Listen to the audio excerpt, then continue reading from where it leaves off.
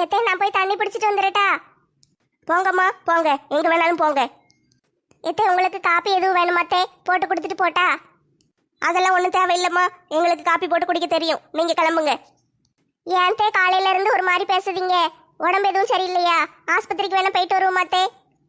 ஆமா ஆமா, உடம்பு சரியில்லை, எனக்கு மெண்டல் பிடிச்சிருக்கு. ஆஸ்பத்திரியில கொண்டு சேர்த்து விட்டுரு. ஏத்தே ஏன்ட்ட இப்படி எல்லாம் பேசுதீங்க? நான் எதுவும் தப்பு பண்ணிட்டேனாத்தே? உங்களை எதுவும் சொல்லிட்டேனா? என்னை மன்னிச்சிருங்கத்தே. தெரியாம எதுவும் பேசியிருந்தா மனசுல வச்சுக்கிடாதீங்கத்தே. உங்களெல்லாம் வைக்க வேண்டிய இடத்துல வச்சிருக்கணும். மருமகன்னு தலையில தூக்கி வச்சுக்கிட்டு ஆடணும்ல. நீங்க இதுவும் செய்வீங்க, இதுக்கு மேலேயும் செய்வீங்க. போமா, உனக்கு நிறைய வேலை இருக்கும், போய் பாரு போ. கடவுளே, எனக்கு மட்டும் ஏன் இவ்வளவு பிரச்சனையா இருக்கு? ஒரு நாளைக்கு ஒரு பிரச்சனை வந்தா தாங்கிக்கிடலாம், இப்படி 1000 பிரச்சனை வந்தா எப்படி தாங்க? மனசு கேட்க மாட்டேக்கே. அத்தை வேற இப்படி பேசுதாங்களே. இன்னைக்கு 1 இல்ல 2 போய் கேட்டுருவோம். எதுக்கு தான் இப்படி கோவமா இருக்காங்கன்னு கேட்டுட்டு தான் அடுத்த வேலை. ஏத்தே என்ன தண்ணி பிடிக்க போலையா? எத்தே நீங்க ஏன் கோவமா இருக்கீங்கன்னு எனக்கு தெரியல. ஆனா என்ன காரணம்னாலும் சொல்லிருங்க தே. உங்க காலில் விழுந்து மன்னிப்பு கேட்க. நீங்க இப்படி எல்லாம் என்கிட்ட பேசாம இருக்காதீங்க தே. நீங்க இப்படி எல்லாம் கோவமா பேசுறது எனக்கு மனசு ரொம்ப கஷ்டமா இருக்கு தே. அப்படியே மாமியார் மேல மரியாதை இருக்கிற மாதிரி நடிக்க வேண்டாம். எத்தே நானத்தே நடிக்க? உங்களையே அம்மா மாதிரி நினைச்சுக்கிட்டு இருக்கேன். உங்க மேல நான் எவ்வளவு பாசம் வச்சிருக்கேன் தெரியுமா? நான் நடிக்கேன்னு சொல்லாதீங்க தே. அம்மா மாதிரி நினைக்கியா? இதெல்லாம் நம்புற மாதிரியா இருக்கு? சரி, உன்னை கேட்க பதில் சொல்லு. பிள்ளைகளுக்கு பள்ளிக்கூடத்துக்கு ஃபீஸ் எப்படி கட்டின? உங்க பிள்ளை சம்பளம் வீட்டு செலவுக்கு தான் சரியா இருக்கு, அதனால ஃபீஸ் கட்ட இப்ப துட்டு இல்லைன்ட்டாரு. அதனால ஒருத்தட்டு வட்டிக்கு வாங்கி ஃபீஸ் கட்டினத்தே. என்னைய அம்மா மாதிரி நினைக்கேன்னு? அப்பனா என்கிட்ட தானே வந்து நீ துட்டு கேட்டிருக்கணும். நீ எதுக்கு வட்டிக்கு துட்டு வாங்கின? எத்தே உங்ககிட்ட எப்படித்தான் கேட்க முடியும்? நீங்க வச்சிருக்கிற துட்டு உங்களுக்கு ஆஸ்பத்திரி செலவுக்கு, மருந்து மாத்திரை செலவுக்குன்னு வச்சிருப்பீங்க. அதையும் கேட்டு வாங்கிட்டோம்னா அப்புறம் உங்களுக்கு கஷ்டமா இருக்கும்லத்தே. அதனால வட்டிக்கு துட்டு வாங்கி எப்படியாவது ஃபீஸ் கட்டிட்டோம்னா கடை ஓடுதுல, எதையாட்டு வச்சு அடைச்சிடலான்னு பார்த்தேன். அப்போ என்னையும் உங்க மாமாவையும் 3வது மனுஷங்க மாதிரி நினைக்கீங்க. அதனாலதான் என்கிட்ட கேட்கக்கூடாதுன்னு அப்படியே பிடிவாதமா இருந்திருக்கீங்க. எத்த என்னத்தை இப்படி எல்லாம் பேசுதீங்க? நான் அப்படி எல்லாம் நினைப்பேனா? நீ எங்க கிட்ட தானே கேட்டிருக்கணும். எவங்கிட்டயோ போய் கடன் வாங்க போவ, சொந்த வீட்டுல இருக்கிற ஆள்கிட்ட கேட்கணும்னு உனக்கு தோணவே இல்லைல்ல? தப்புதான் தே, மன்னிச்சிருங்க. எனக்கு அவசரத்துக்கு என்ன செய்யன்னு தெரியல. ஏற்கனவே போன வருஷம் ஃபீஸுக்கு இப்படித்தானே 5000 ரூபா காணலன்ட்டு ஒருத்தன்ட்ட வட்டிக்கு வாங்கினேன். அதுக்கு இந்த சேகர் பையன் எப்படி நிலை இல்லாம நின்னா? அவன் சண்டை போட்டு நீ சண்டை போட்டு 2 பேரும் போலீஸ் ஸ்டேஷனுக்கும் வீட்டுக்கும் அலைஞ்சி இங்க அங்க நீள தடிச்சிட்டு கிடந்தீங்கல்ல, அதெல்லாம் ஞாபகம் இல்லையோ? மறந்துட்டோ உனக்கு? மறுபடியும் கடங்காரன் வீட்டு வாசல் வந்து நிக்கணும்னு நினைக்கியா? ஏத்தே இதெல்லாம் நான் யோசிக்கவே இல்லத்தே. எப்படியாட்டும் ஃபீஸ் கட்டிட்டா போதும்னு நினைச்சேன். நானும் உங்க மாமாவும் துட்டை வச்சு என்ன செய்ய போறோம்? பிள்ளைகளுக்கு இல்லாத துட்டு எங்களுக்கு என்னத்துக்குமா? நீ பாட்டுக்கு நாங்க இருக்கும்போது வேற யார்கிட்டயோ போய் வட்டிக்கெல்லாம் கடன் வாங்கிட்டு வந்திருக்க.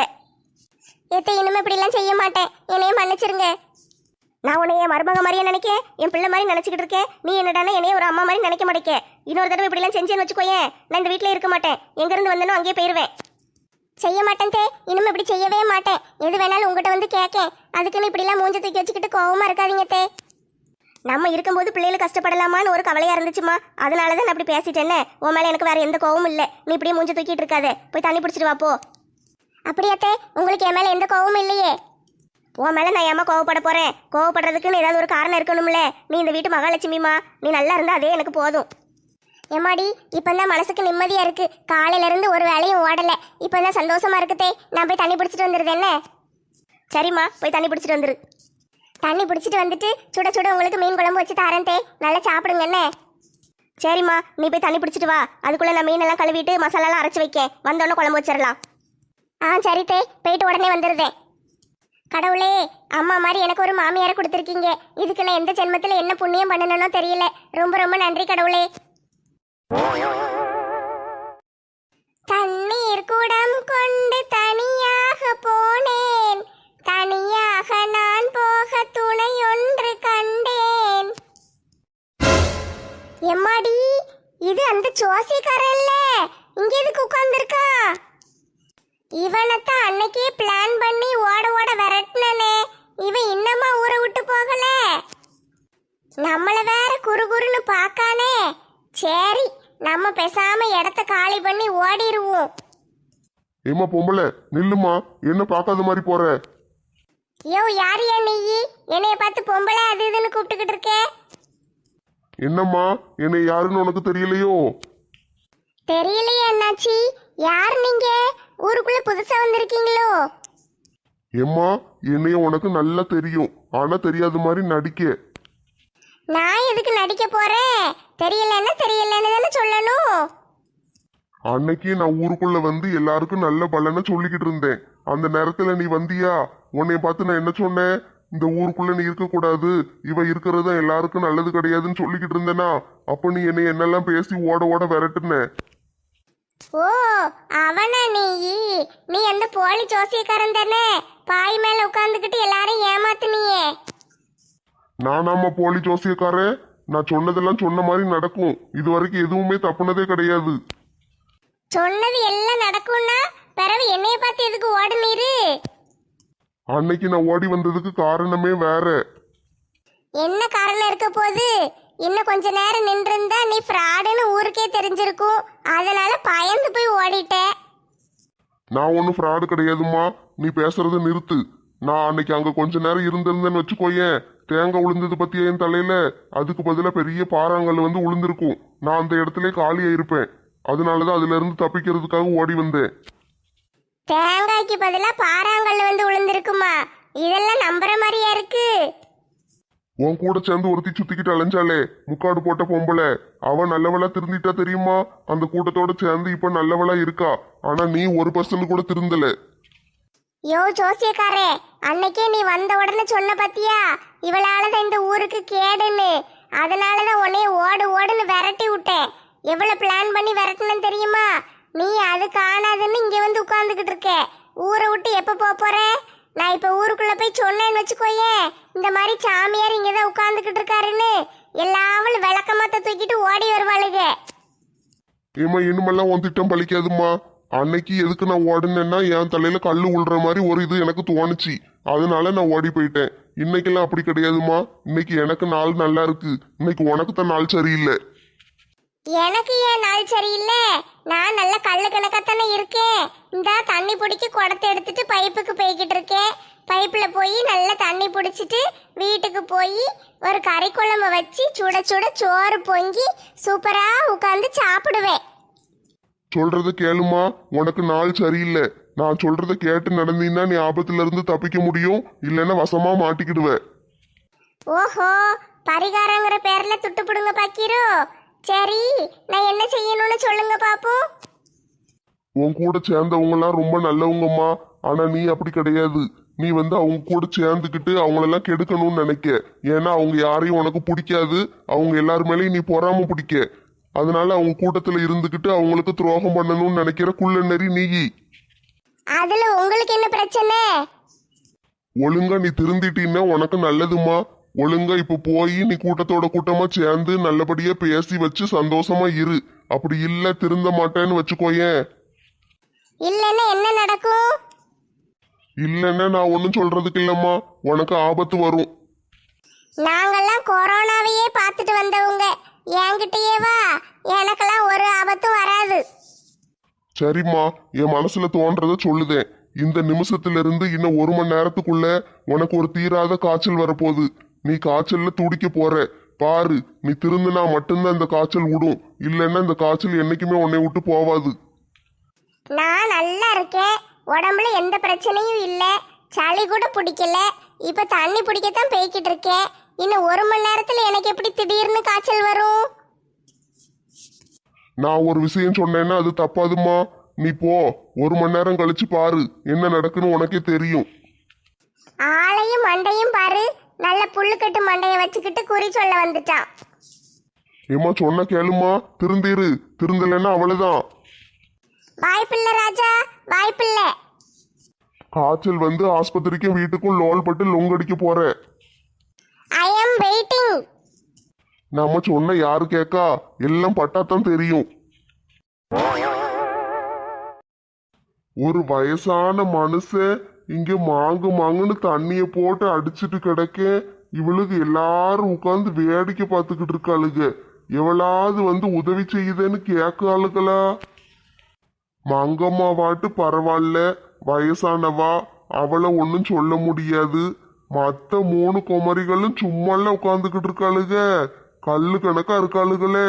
வந்து உதவி செஞ்ச என்ன கேடு இவளுகளுக்கு? என்ன பொக்கவாய் தாத்தா, ரொம்ப ஜாலியா இருக்கீர் போல. ஆமா ஆமா, நான் ரொம்ப ஜாலியா இருக்கேன். அடியே, முருகேசனை பத்தி என்ன நினைச்சீங்க? அவன் எவ்வளவு தைரியமான ஆளு தெரியுமா? அவன் வாளி மட்டும் கிடையாது, உங்க எல்லார் குடத்துக்கும் சேர்த்து கூட அவன் தண்ணி அடிச்சு கொடுப்பான். அடி பாவி, கோத்து விடுதாலே. அப்பன்னா நல்லதா போச்சே. தாத்தா என் குடத்துக்கு சேர்த்து அடிச்சு கொடுத்துருவீங்களா? அதுக்கு என்ன, தாராளமா கொண்டு வந்து வைங்க. எல்லார் குடத்துக்கு சேர்த்து நானே தண்ணி அடிக்கேன்.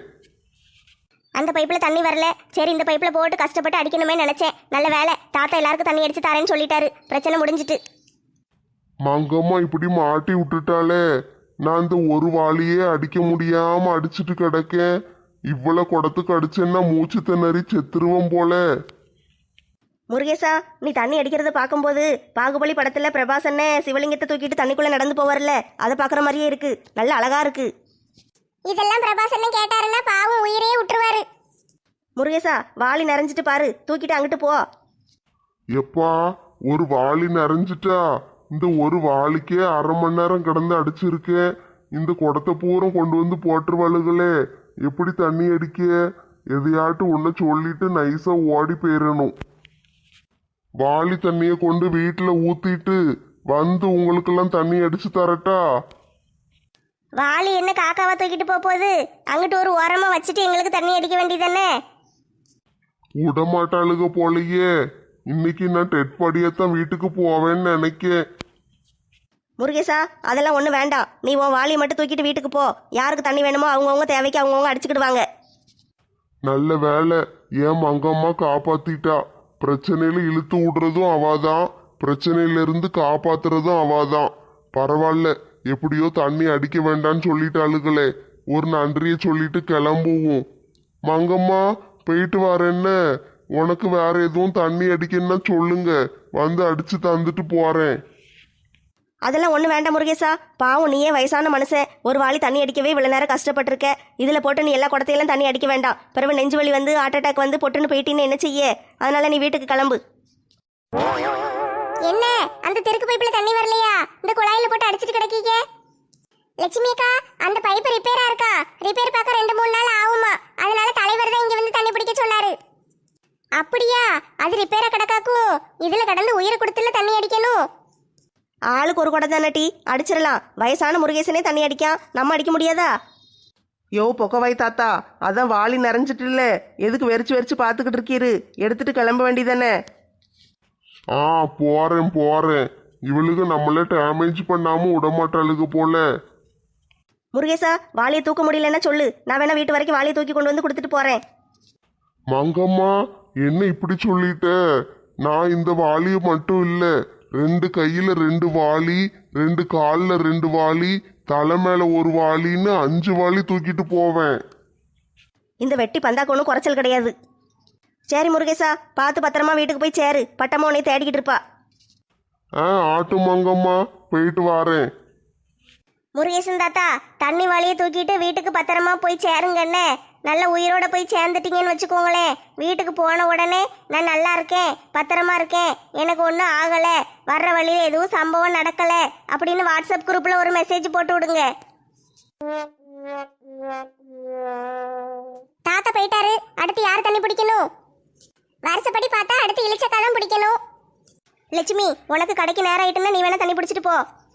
இல்லக்கா, எனக்கு ஒன்றும் பிரச்சனை இல்லை. நான் வரிசையில் ஆளை போல பிடிச்சிக்கிடுதேன், நீங்கள் பிடிச்சிட்டு போங்க. அப்படியாட்டி, அப்போ நான் பிடிச்சிட்டு போயிருட்டா? ஆமாக்கா, வருஷப்படியே பிடிச்சிருவோம். அப்போன்னா எந்த பிரச்சனையும் வராது. சரிட்டி, நானே பிடிக்கேன். எப்போ பைப்பு எந்த காலத்தில் உள்ளது? ஒரு குடம் தண்ணி பிடிக்கிறதுக்குள்ளே உயிர் போயிரும் போல. ஏமாடி, ஒரு வழியாக தண்ணி வந்துட்டு. நம்ம வருஷம் வர கொஞ்சம் நேரம் ஆகும். சரி, அது வரைக்கும் செத்த நேரம் உட்காருவோம். இழிச்சக்கா, பைப்பில் தண்ணி அடிக்க கஷ்டமா இருக்கோ? நான் வேணா அடிச்சு தரட்டா? வேண்டாமட்டி, நீ மாசமா இருக்க. நீ மாசமா இருக்கும்போது பைப்பில் தண்ணியை போட்டு மாங்குன்னு அடிக்க வேண்டாம். உனக்கும் சேர்த்து நான் அடிச்சு தரேன். இது வேறையா? சரி, நான் போய் உட்காருதேன். இழிச்சக்கா, இன்னமும் குடம் நிறையல. நான் என்னம்மா செய்வேன்? நானும் போட்டு அடின்னு அடிச்சு தான் பார்க்கேன். குடம் நிறைய மாட்டேக்கே. என்ன செல்வி, இவ்வளவு லேட்டா வர? நீ தானே எப்பவும் முதல்ல வந்து குடத்தை போடுவே? ஆமாக்கா, நான் தான் எப்பவும் முதல்ல வந்து குடத்தை போடுவேன். இன்னைக்கு எங்க வீட்டுக்காரு கடையில கொஞ்சம் வேலை கிடக்குன்னு கூப்பிட்டாரு, பாத்துக்கிடுங்க. அதான் போயிட்டேன். வர கொஞ்சம் நேரம் ஆயிட்டு. அப்படியா? சரி சரி, தண்ணி தான் இன்னைக்கு பூரா வருமே, எப்பனாலும் பிடிச்சிக்கிடலாம். இழிச்சக்கா, கொஞ்சம் நவுண்டுக்கோங்களே. நான் ஒரே ஒரு குடம் மட்டும் தண்ணி அடிச்சிட்டு போயிருதேன். இத்தனை பேர் உட்கார்ந்துகிட்டு இருக்கிறது கண்ணுக்கு தெரியலையாம்மா? நாங்களாம் அடிச்ச பிறதான் நீ அடிக்கணும். இப்பந்தான் வந்த உடனே தண்ணி அடிச்சிட்டு கிளம்பிடலான்னு பாக்கியோ? வரிசையில் வந்து உட்காரு. என்ன ஒத்த ரோசா இப்படியெல்லாம் பேசுதே? நம்மளாம் அப்படியே பழகியிருக்கோம். எனக்கு கொஞ்சம் கடையில் அவசரமா வேலை இருக்கு, நான் போகணும், அதனால கேட்க. இல்லைன்னா நான் ஏன் கேட்க போறேன்? எல்லாரும் என்ன சும்மாவாம உட்காந்துருக்காங்க? எல்லாம் வீட்டில் வேலையை போட்டுட்டு தான் வந்து உட்காந்துருக்காங்க. ஒரு 4-5 பேர் தானே, பிடிச்சோன்னு பிடிச்சிட்டு போ. கொஞ்சம் கூட யாருமே விட்டு கொடுக்க மாட்டேங்கீங்களே. நாங்களும் எல்லாரும் வீட்டில் வேலையை போட்டுட்டு தான்க்கா வந்து உட்காந்துக்கிட்டு இருக்கோம். நீங்கள் இப்போ தான் வந்தீங்க, வந்த உடனே தலையிலாதான் குதிப்பேன்னா எப்படி? சரி விடுங்க டி, அதான் கடைக்கு போகணுங்கல்ல, ஒரு குடம் தானே, பிடிச்சிட்டு போட்டோம், விடுங்க. சரிட்டி, ஒரு குடம் தண்ணி பிடிச்சிட்டு போ. போனா போதுன்னு தான் விடுதோன்னே இதே பழக்கமாக வச்சுக்கிட கூடாது. இன்னைக்கு ஒரு நாள் தான். ஆ சரி அத்தை பாட்டி, ஒரு நாளைக்கு தான் கேட்க, நானும் தினம்லாம் கேட்க மாட்டேன். இழிச்சவ பிடிச்சிட்டு போனோடனே பிடிச்சிக்கோ. ஆ சரி. இளிச்சக்கா பிடிச்ச உடனே தண்ணி பிடிச்சிக்கிடுதே. ஐயோ, என்னாச்சு இவளுக்கு? உடம்பெல்லாம் நெருப்பா கொதிக்கே. என்னது நெருப்பா கொதிக்கா? அப்ப காய்ச்சலா? காய்ச்சலோடய இவ தண்ணி பிடிக்க வந்தா? இவ வரும்போது பேசின பேச்ச பார்த்தா காய்ச்சல் மாதிரி தெரியலையே. திடீர்னு எப்படி காய்ச்சல் வரும்? காய்ச்சலா இல்லையான்னு இப்ப ஆராய்ச்சி பண்ண நேரம் கிடையாது. முதல்ல இவளை தூக்குங்க, ஆஸ்பத்திரி கூட்டு போவோம். ராதா நீ வா, நம்ம 2 பேரும் சேர்ந்து அவளை தூக்குவோம். நெட்டச்சி பாவம், மாசமா இருக்கா, அவளால தூக்க முடியாது. வா நம்ம போவோம். அடியே என்னாச்சுன்னு பாருங்கடி, எனக்கு ரொம்ப பயமா இருக்கு. செல்வி, செல்வி உனக்கு என்னாச்சு? காலையில் எதுவும் சாப்பிடாம வந்துட்டியா? அதான் மயக்கம் போட்டு விழுந்துட்டியோ? தண்ணி எடுக்க குடத்தை கொண்டுட்டு வந்துகிட்டு இருந்தேனா, அப்போ அன்னைக்கு ஊருக்குள்ள வந்தானே ஒரு பாய் ஜோசியக்காரன், அவனை பார்த்தேன். அவன் தான் அன்னைக்கே மண்டையில தேங்காய் உளுந்து ஒரே ஓட்டமா ஓடிட்டானே.